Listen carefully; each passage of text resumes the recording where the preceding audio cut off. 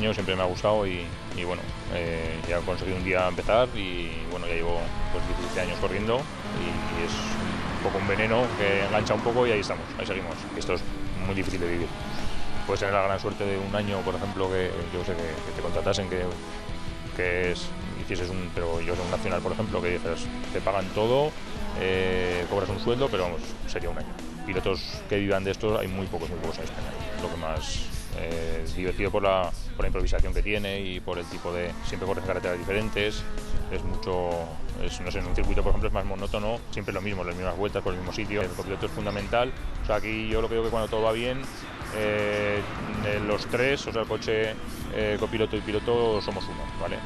Cuando eso funciona, se pueden ganar carreras, si no es complicado. Tengo ya unos cuantos años de experiencia, como te he dicho, y joder, pues algo hemos ido aprendiendo durante ese tiempo y, hombre, sobre todo la experiencia hace mucho, y los años también. Antes se corría más con el corazón que con la cabeza y ahora corres más con la cabeza que con el corazón. Al ser también mucho más grande y haber mucha más gente, también hay más de todo, o sea, hay muchos más buenos, muchos más del medio y también hay de los de atrás, ¿vale?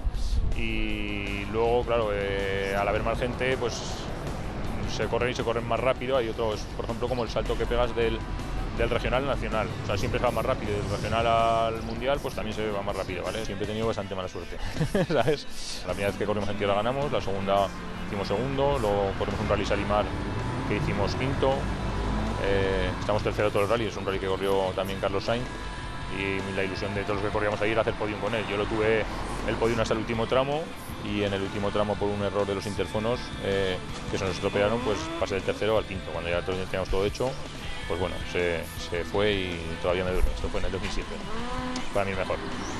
Bueno, siempre he sido un fan de él y no sé, hay otros pilotos que me gustan mucho también, Raikkonen me ha gustado mucho y unos cuantos más, ¿vale? Pero a mí siempre ha sido el Sainz. En el año 97 corrí un rally del mundial que fue el Cataluña-Costa Brava y entonces estaba el Sainz, estaba Marraes, estaba todos los de la época, ¿vale? La verdad que compartir carretera con todos estos monstruos pues fue muy divertido y no sé, cosas que quedan ahí.